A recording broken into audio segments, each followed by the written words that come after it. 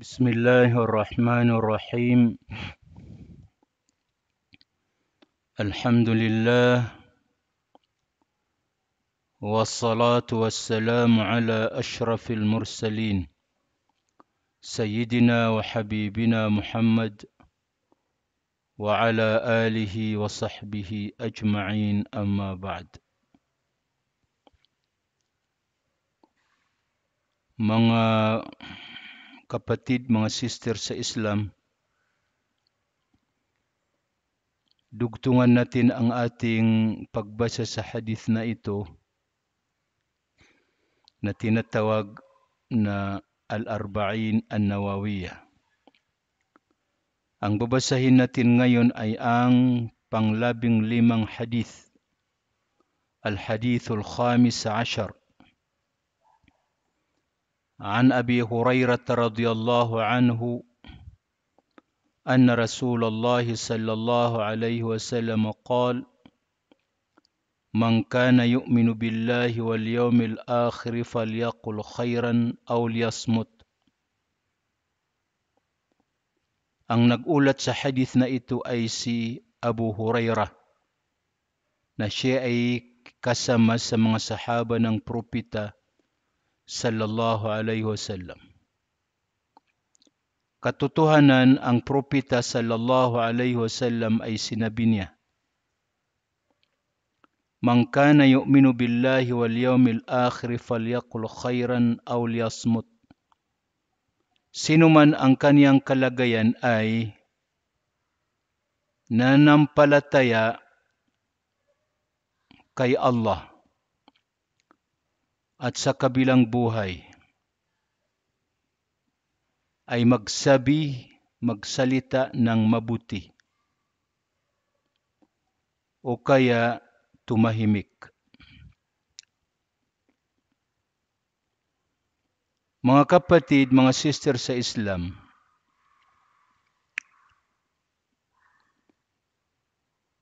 ang Islam ay kaugalian, katangian.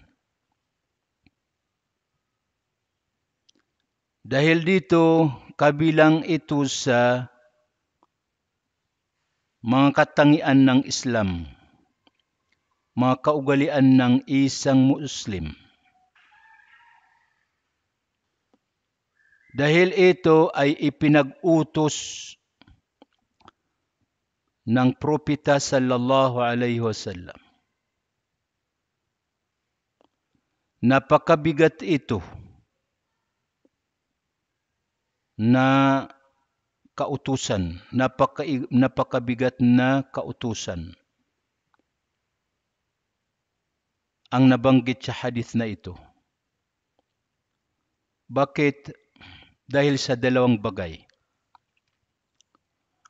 Una, sinabi ng propeta na kung ikaw ay nananampalataya sa Allah, nananampalataya kay Allah, parang sinabi ng propeta sallallahu alaihi wasallam na ito ay kabilang sa mga kondisyon upang ikaw ay maging tunay na mu'min. Isagawa mo ito. Dahil dito ang kinatok ng propeta ay ang pananampalataya. Dahil sinabi niya, sino man ang kaniyang kalagayan ay nananampalataya. Ibig sabihin, ang kinatok ng propeta ay ang pananampalataya ng isang tao.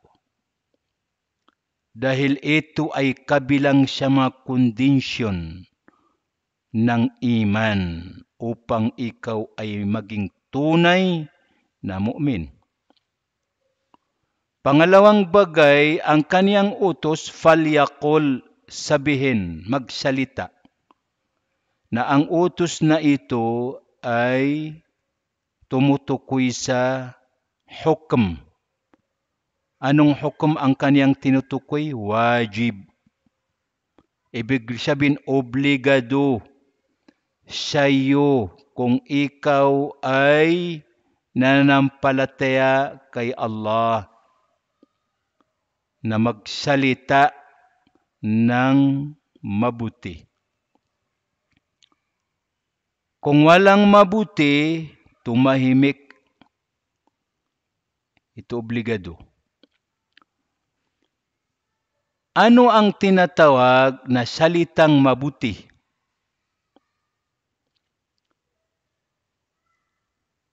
Unang tinatawag na salitang mabuti ay ang mga adhkar, ang mga dhikr. Ito ay salitang mabuti.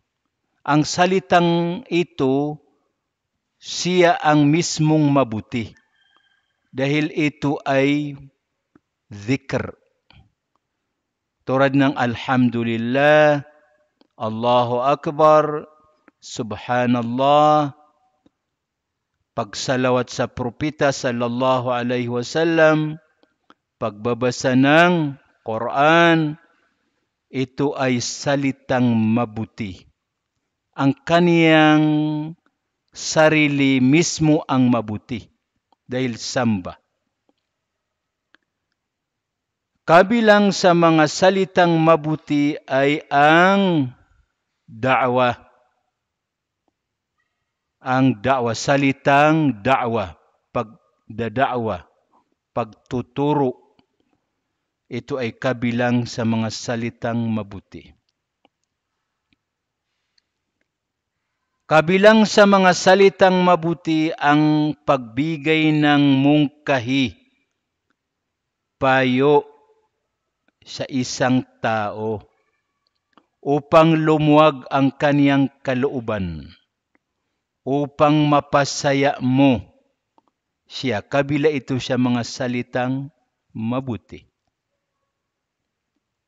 Dahil dito, ito yung mga salitang ipinag-utos ng propeta sallallahu alaihi wasallam na bigkasin, salitain. Pero kung ang sasabihin mo ay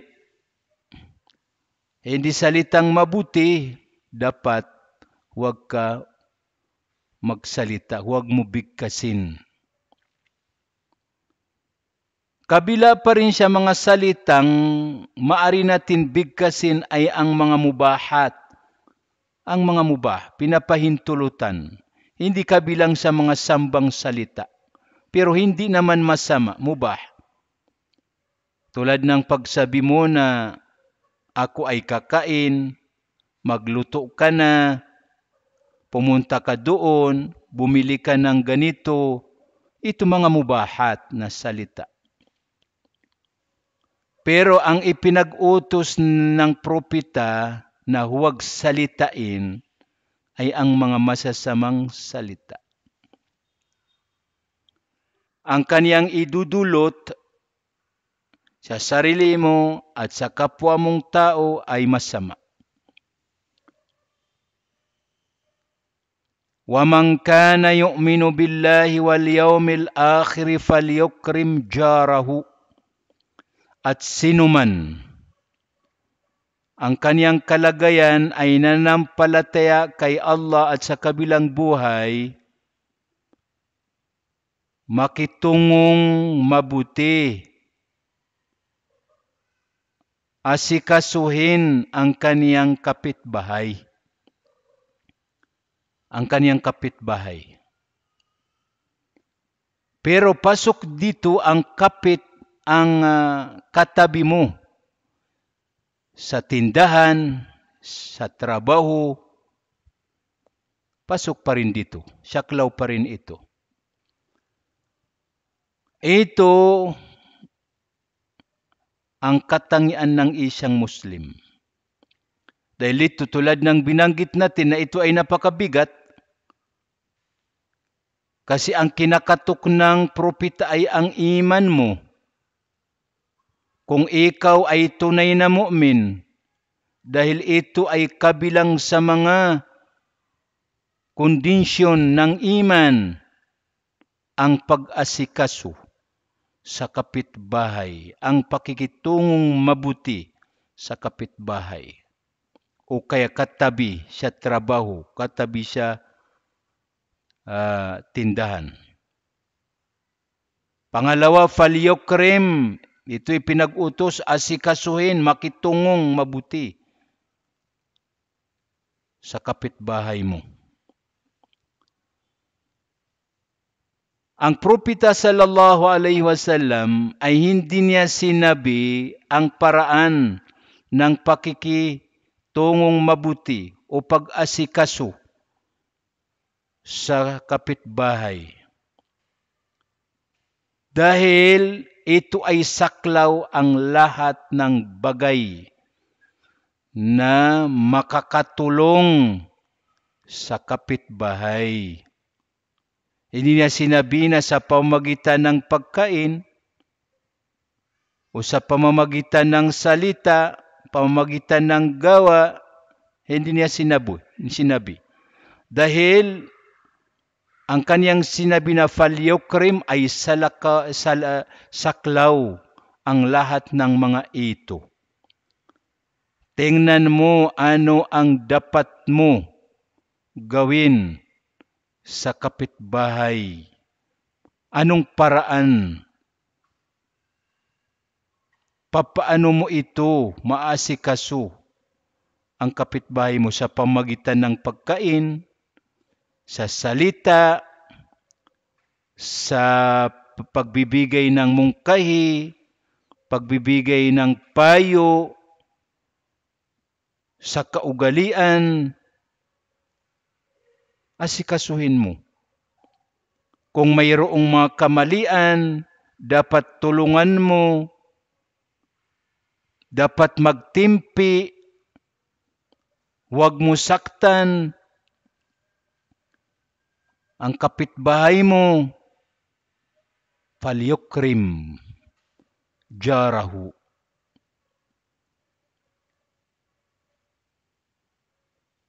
Ano yung tinatawag na kapitbahay?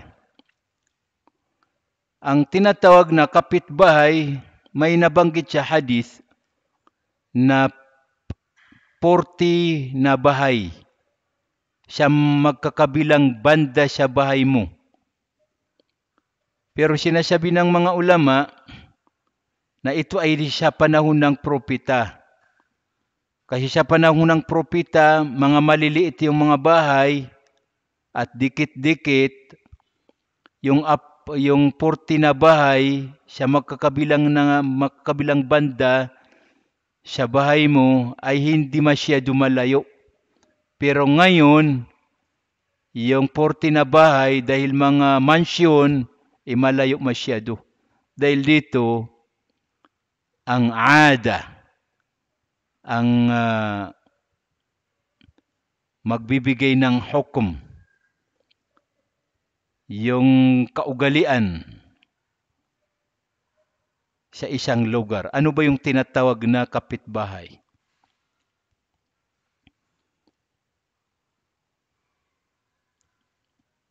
May nabanggit pa rin ng propeta na hadith na si Jibril alayhi salam ay palagi niyan sinasabi sa propeta ang pakikitungong mabuti sa kapitbahay.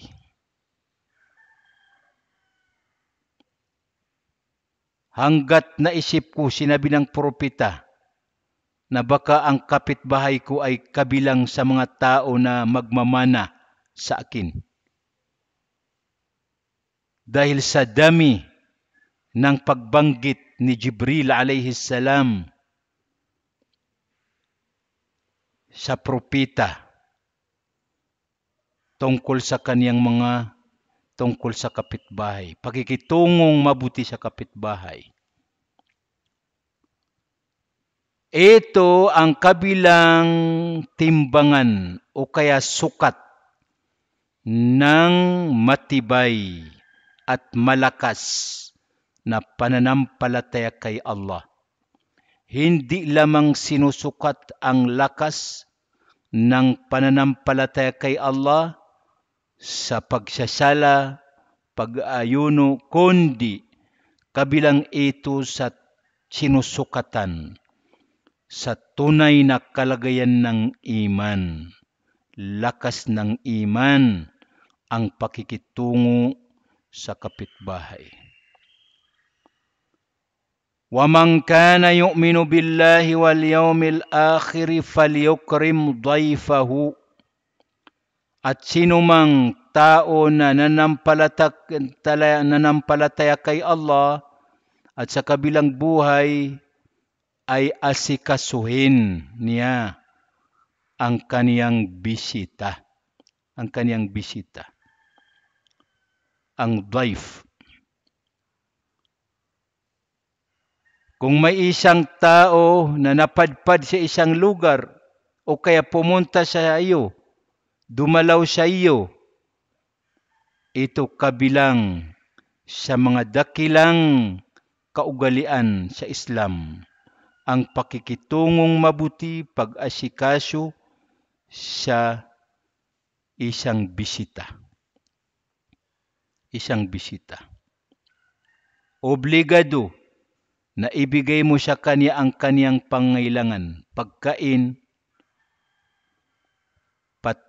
yung tulugan.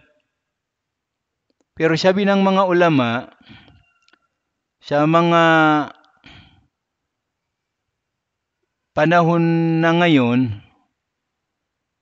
tungkol sa mga city,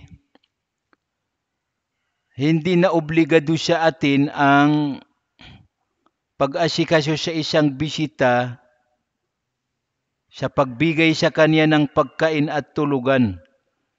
Kasi sa mga city, may mga restaurant, may mga hotel.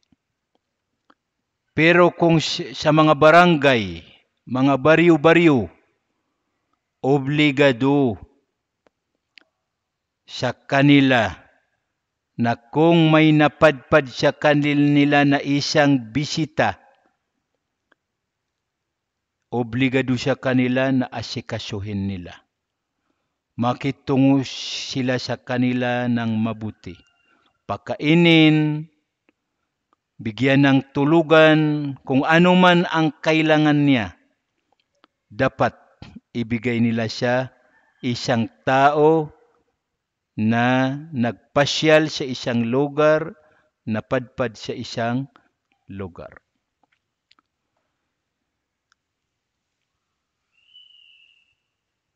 Nakita natin pa rin na ang hadith na ito ay hindi pinaghiwalay ng propeta ang dalawang bagay sa kaniyang pag-utos sa atin na asikasuhin ang kapitbahay, ang bisita, magsalita ng maganda. Anong dalawang bahay? Ang pananampalataya kay Allah at kabilang buhay. Bakit isinasama ang kabilang buhay? Ang kaniyang pagbanggit sa kabilang buhay, ito ay nagpapahiwatig na ang mga gawain na ito na nabanggit sa hadith na ito ay kabilang ito sa mga gawain na magpapasok sa iyo sa paraiso. Napakadakila ang kanilang ang gantipala ng mga gawain na ito. Ang mga gawain na ito ay kabilang sa magliligtas sa iyo mula sa impyerno. Ang mga gawain na ito ay kabilang sa mga gawain na kung saan itataas ni Allah ang antas mo sa kabilang buhay dahil sa mga gawain na ito. Kabilang ito sa mga gawain na kung saan ililigtas ka ni Allah, ipagbabawal ni Allah sa iyo ang impyerno sa kabilang buhay. Kung ito ay ginagawa mo, isinasagawa mo. Dahil dito, binanggit ni Allah, binanggit ng propeta ang pananampalataya sa kabilang buhay. Ang hadith na ito mga kapatid ay iniulat ni Al-Imam Al-Bukhari at Al-Imam Muslim. Hanggang dito lamang. Assalamualaikum warahmatullahi wabarakatuh.